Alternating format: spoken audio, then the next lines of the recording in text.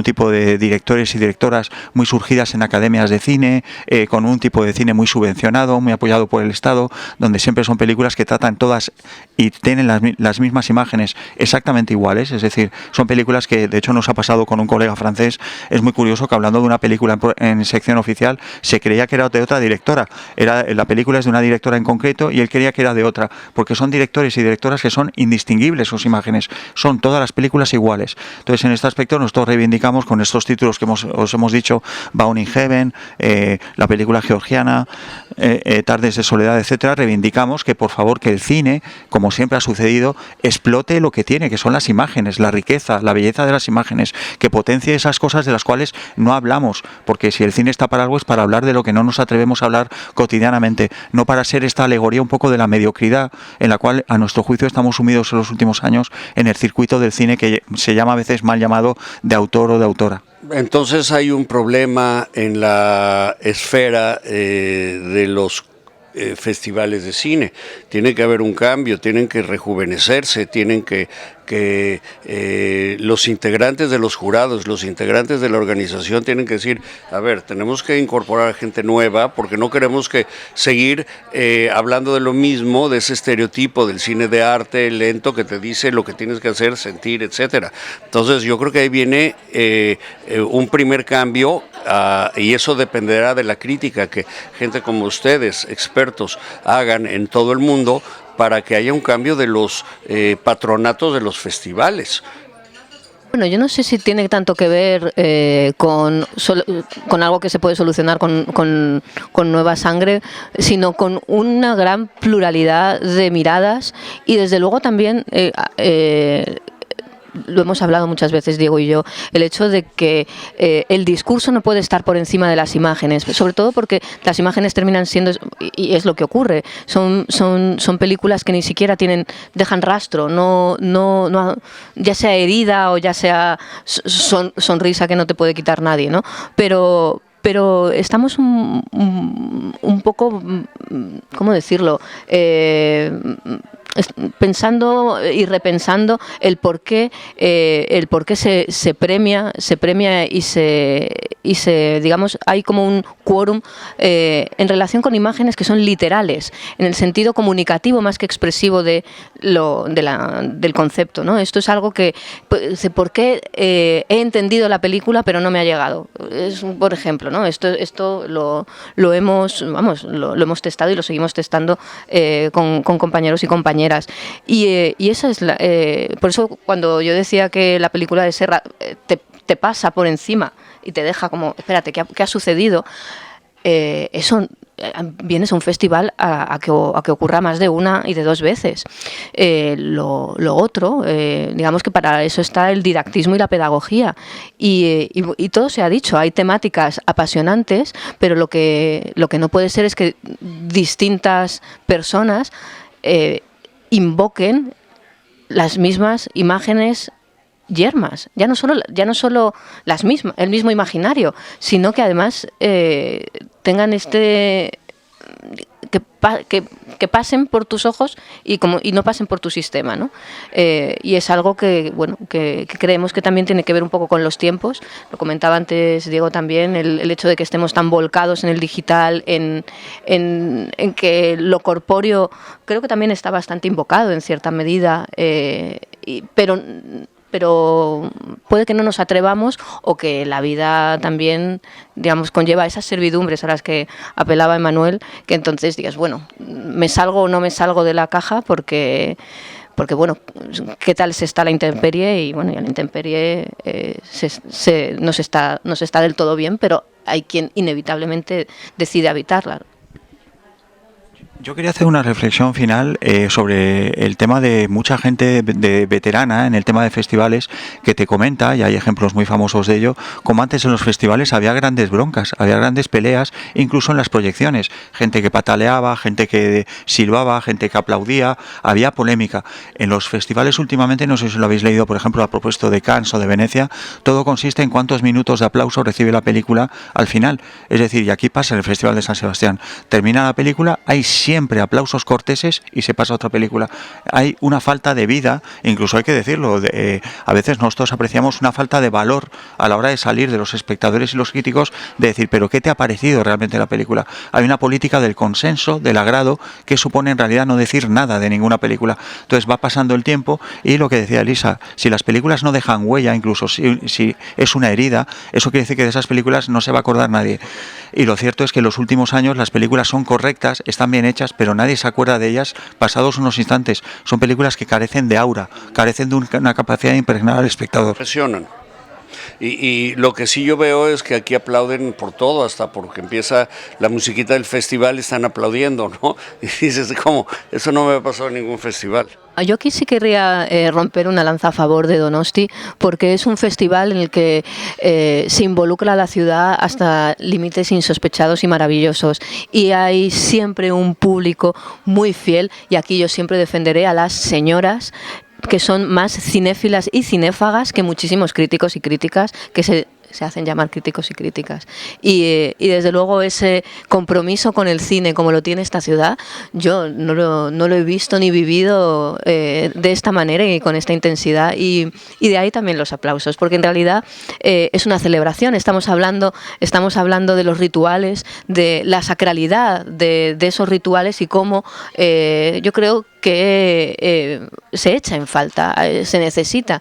Y es curioso cómo también la turistificación puede, que es ese paso más allá de la gentrificación, puede llegar a poner incluso en peligro también este tipo de acontecimientos donde es la ciudad, la población de la ciudad la que está especialmente implicada, ¿no? Y luego están otras dinámicas que también, como decía, están en sordina en muchas de las películas más discursivas y más literales, pero ya si vamos a ir al didactismo y incluso más que muchos documentales, pues por favor vamos a abordar problemas como el inmobiliario, que no solo en este país, sino en el mundo entero, pues desde luego tienen mucho que ver con las insatisfacciones desde luego de la nueva generación, que tiene un horizonte bastante oscuro. Claro, el cartel inmobiliario que sube los precios a cantidades estratosféricas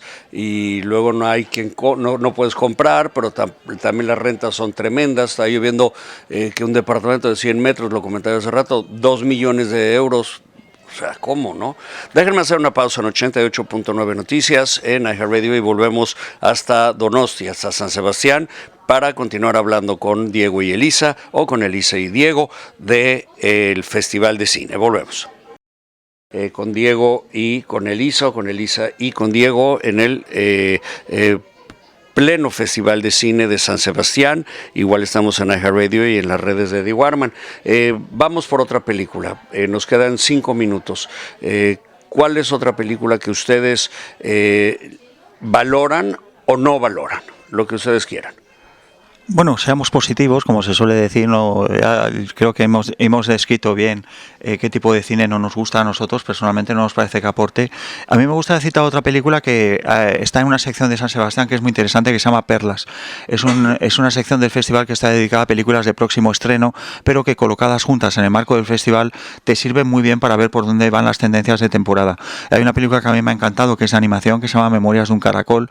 Es de un director estadounidense que ya tenía una película previa llamada Mary y Max hace unos años, absolutamente depresiva, y Memorias de un caracol es una película totalmente deprimente, es una película de un nihilismo y una tristeza tremendos, pero está animada con stop motion, con animación fotograma a fotograma, y el resultado es bellísimo y muy trágico. Es una película que trata sobre la vida de una chica, la vida de las tragedias cotidianas de una chica desde que es pequeña hasta que llega a la mediana edad, también visto a través de su pasión por los caracoles, que a lo largo de la película se explica por qué.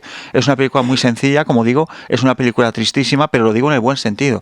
Es decir, es una película que llega a unos extremos también de tragedia y que ya rozan el humor negro, y que a través del stop motion, de esta animación fotograma a fotograma, es de una gran belleza. Yo la recomiendo. En inglés se llama Memoirs of a Snail, o sea, literalmente Memoria de un caracol, pero digo el título original porque nunca sabe uno cómo se va a estrenar luego en plataformas de diversos países, etcétera. Creo que es una película, insisto, es una película absolutamente comercial, se va a estrenar en salas comerciales de España, pero creo que es muy, muy recomendable recomendable y también hay que decirlo, también incluso advierto del pesimismo de la película porque es muy extraño que una película de animación sea tan negra en todos los aspectos. Yo voy a rescatar dos películas de directora y además, si no recuerdo mal, las dos óperas primas, pero me han parecido muy interesantes en el sentido también del riesgo, teniendo en cuenta de dónde son cada una de ellas. La primera es Gulizar, que es una película turca, muy breve de metraje, pero que precisamente, esto también lo hemos estado debatiendo, que creemos que las películas se les está yendo el metraje de madre. Y esta película, que es un poquito más de una hora, es perfecta para traernos el retrato de una joven que decide casarse sin saber con quién se va a casar, pero sobre todo porque lo que quiere es tener una agencia de su propia vida, aunque sea a partir de decisiones que luego veremos que serán especialmente trágicas en ese trayecto, pero que ella logra, digamos, articular su propia libertad dentro del marco que se le ha dado. Y es muy interesante y la verdad es que la actriz protagonista no habla, además se niega a expresar lo que es obvio que es una tragedia y hasta que, digamos, no logra desde su agencia, desde su propia acción, hacerse con su vida en sus términos, bueno, es ahí donde termina la película, además, ¿no? Y es un viaje muy interesante también por su propio rostro, que es curioso, como también es lo interesante y divertido de escuchar a muchas de estas señoras especialmente implicadas en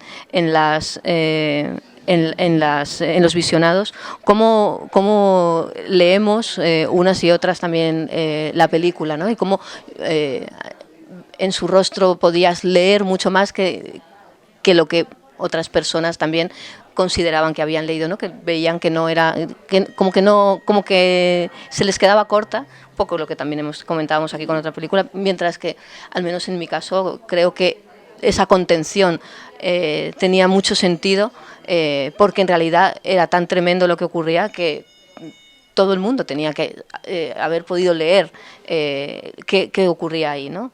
Y un poco también entiendo que eso es un poco lo que también pasaba con la película y que ha intentado esta directora turca, que aquí tengo el nombre, que es Belkis Beyrak. Y la otra película que también nos ha gustado mucho a los dos, que es ópera prima panameña de Ana Endara, es Querido Trópico, en Horizontes Latinos. La anterior era de Nuevos Directores y está programada en Horizontes Latinos, precisamente por el retrato de las relaciones, el término de los cuidados, por ejemplo, y en esta edición podríamos decir que están hiperpresentes en un sentido discursivo, pero habla mucho la gente de las políticas, de los cuidados, de la representación de los cuidados, pero muy pocas veces vemos retratos, ya no digo una representación más o menos correcta, eso sin duda en muchísimas ocasiones, pero verosímil, en un sentido también de intimidad, del tipo de relaciones que se establecen, incluso entre extrañas, y este es el caso de una cuidadora que es contratada para acompañar en la última época de Alzheimer de una madre, es la hija la que contrata a la cuidadora, y cómo digamos el lazo que se establece entre cuidado y cuidadora, que al final es ambas están también transitando un camino especialmente sensible, pues se crea un vínculo verdadero. Volvemos otra vez a este afán de trascendencia y de sacralidad, por qué no decirlo, en una época en la que, bueno, hablamos mucho de vínculos, de cuidados, de tejer redes, que son palabras que también se nos están quedando cortas y la verdad es que esta directora panameña logra invocar con una sensibilidad, yo diría que muy potente también en ese sentido de que no solo sino que convence, sino que... ¿Cómo se llama ella? Ella se llama, lo tengo por aquí, que no quería... Ana Endara. Les quiero compartir a ustedes y a ella un artículo que publiqué la semana pasada en eddiewarman.tv que habla del Alzheimer y dice: mamá, ¿dónde estás? ¿No? Es el caso de una chica que descubre que su mamá tiene Alzheimer, una colaboradora mía, y lo trágico que es, mamá que tiene demencia senil avanzada o demencia avanzada a sus 102 años, pues igual, ¿no? Que está en otro mundo. Y bueno, con esto concluimos, se nos acaba el tiempo. ¿Dónde les pueden leer, localizar, escribir, seguir, Lisa? Tenemos perfiles en Twitter, así que ahí nos tenéis. En Twitter sobre todo. En Instagram, la verdad es que como lo dedicamos más a un tema de exploración de la imagen desde lo fotográfico, también nos pueden encontrar por ahí, desde luego. Pero digamos que para que escribimos y de qué hablamos, sin duda en Twitter nos tienen y en los medios que os comentábamos antes. ¿Cuál es tu Twitter? El mío es Reino Hueco. Pero vamos, como Elisa McCausland lo encontráis sin problema y Diego Salgado es menos críptico. ¿No le pusiste otro nombre extraño? Bueno, muy bien, cenote profundo o algo así, ¿no? No, Diego Salgado, sin más, y si no, Diego Salgado Cine, Twitter, sale enseguida, vamos, la verdad, es lo que dice Elisa, ahí tenemos todo centralizado, no queremos abusar de las redes porque si no nos volveríamos locos, que se pierde mucha energía con el tema de las redes. Hombre, pregúntame. Oye, pues muchas gracias, les agradezco, Irma, te agradezco mucho y con esto vamos a noticias, simplemente noticias, y mañana regresamos con otro programa desde San Sebastián.